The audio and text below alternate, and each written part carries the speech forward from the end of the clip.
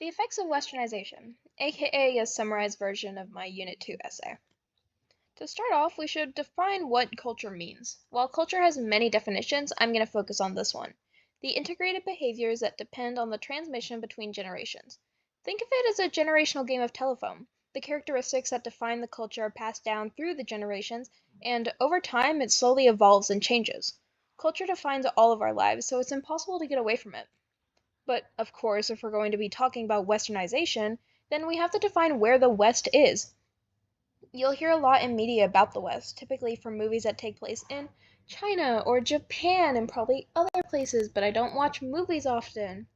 The West actually refers to three specific areas: North America, Australia, and Europe.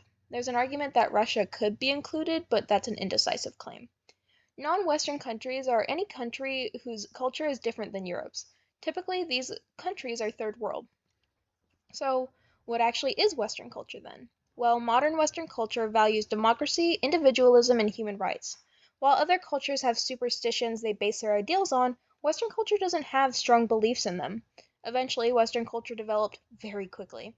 There was confusion over how Western cultures could develop so much faster than other countries within the same period of time.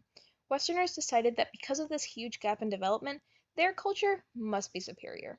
Darwin's theory of evolution and survival of the fittest became the main defense for Westerners because, obviously, they are the fittest since they're developing so much faster. Now, here's a basic timeline of Western culture. To start off, we have the ancient times with the Greeks, the Romans, Egyptians, etc., etc.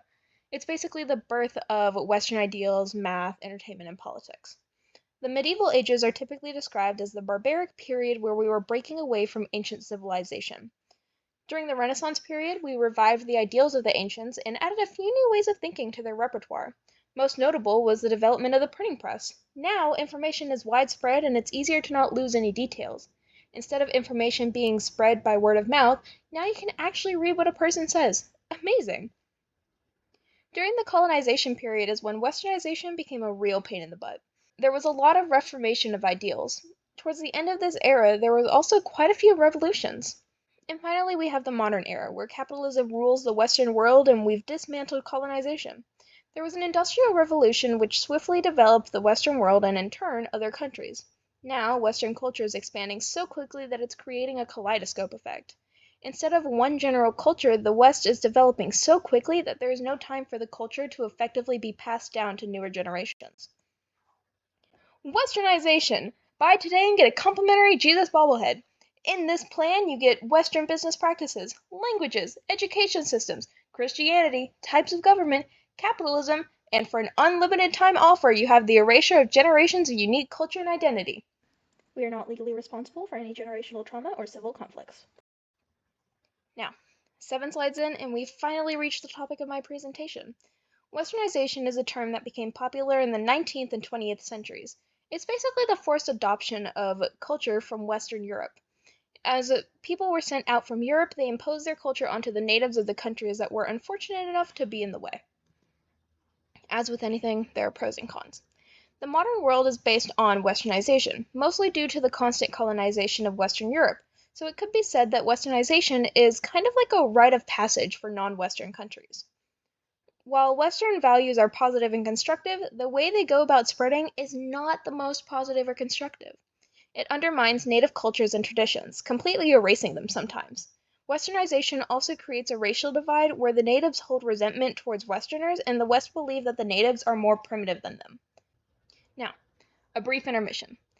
Ethics is an incredibly debatable topic that I could turn into its own 12-minute presentation, but for everyone's sanity, let's quickly define ethics. Ethics is based on the moral principles that govern a person's nature. By that logic, ethics is different for every person because morals are different for every person. However, obviously that is not the case. Society has its own morals and ethics that we base ours off of. So, in order to sound like I'm not crazy, the question will be, is it ethical by society's standards? So, is it ethical to force culture onto another person? Spoiler alert, the answer is no. Culture is an incredibly important part of a person's lives. It is how a person is raised and what they are taught growing up. Their culture is a huge part of how they function as a human being. The decision to adopt a new culture is the choice of the individual, not another party. The ideal of Westernization is ethical because, as we've said before and will expand on later, Westernization is a gateway towards what we call the modern world. Ethical. The way Westernization is done, the colonization of indigenous cultures and the erasure of their entire society, is very much not ethical. Now, if you haven't read Buddha in the Attic yet, I don't understand how you haven't filled this class, but I will humor you. Let's start with a brief summary. A group of women are sent from Japan to America by their families in the early 1900s. The women were sent to work doing jobs that white Americans felt were beneath them. Their children eventually were also forced into this lifestyle. In 1941, Pearl Harbor was attacked, and the Japanese, who dedicated years of their lives in America, were immediately the number one enemy. The government rounds them up because it's the American government and sends them off to internment camps. The Americans briefly wonder about the distinct absence of Japanese people, but after about a year they shrug it off. Buddha in the Attic is crawling with Westernization evidence, albeit forced Westernization, but Westernization nonetheless. The women had to abandon many of their traditions for the sake of survival. There isn't actually a lot said about what traditions were specifically abandoned. A lot of the evidence we have is from what the children forgot or what items they had to leave behind when they were booted out of their home. So the children forgot things like common words, the gods of their religions, the religious teachings, what to say to their ancestors, and most importantly, the traditional names they were given. This quote, to me, sums up the Westernization in this book. It's simple and sweet, but you can imagine the pain in the mother's voice. As the last chance for my grandmother's namesake to live on, it really hits me hard. A name can define someone's identity, and while it is the child's right to change it if they like, it still hurts the parents. These children are not changing their names because they do not believe their name fits with their personal identity. That's okay if you wanted to change your name for that. But these children are changing their names because their names don't fit with their cultural identity. Their names don't fit with how they want to fit in a foreign country. The Westernization of the women, while sudden, was gradual because they had many years to adapt to it. However, in the chapter The Last Day, the reader gets a taste of what it's like to uproot your life and completely abandon the culture you grew up with. The reader gets a taste of what the women had to abandon and what they tried to bring with them. There is no way I can replace the impact of this chapter, of this entire book. But just know that Westernization is one of the main points of this book. The antagonist, the villain. Okay, bear with me, I'm almost done. We've heard a lot about all of the cons of Westernization, but we need to acknowledge that it can do good too. As said earlier, Westernization can be seen as the gateway to modernization. What we currently associate with modern society is Western society. Western countries tend to be first world countries and therefore more successful. Even the countries that did not have direct access to Westernization through colonization still reached a more modern standard. How did they do that? Well, they copy the culture of Western countries. That makes sense, right? If you see someone that is more successful than you, you're going to want to copy them. So what's the difference between the Westernization I've been yapping about and this Westernization? Well, forced Westernization is incredibly harmful towards the identity of the indigenous cultures and the natives that are being colonized.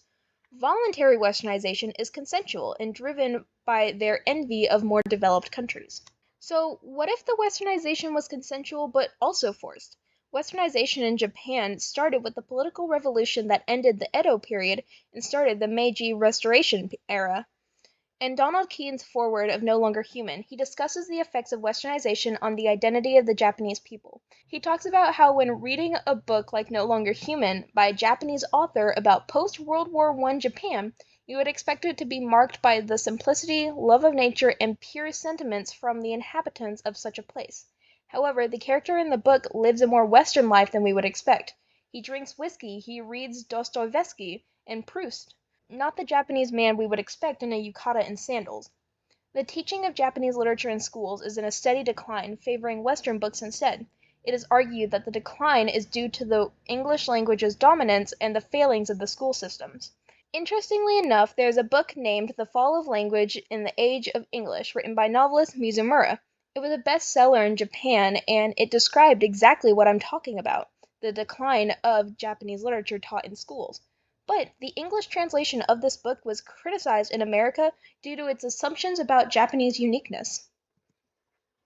So that was Japanese voluntary Westernization. However, most people seem to forget that it was also forced upon them. In 1945, the United States invaded Okinawa for Operation Downfall, which was a planned invasion of Japan. This invasion was the last major battle of World War II. President Harry Truman made the choice to drop the atomic bomb on Hiroshima and Nagasaki. The United States doubled down on their reformation of Japan. Civilians that fled the country were returned, factories that made weapons were torn down. 7 wartime leaders were executed for their crimes. The most drastic change the United States made was the initiation of a new constitution for Japan. The post-war occupation was needed because the country was dominated by the military.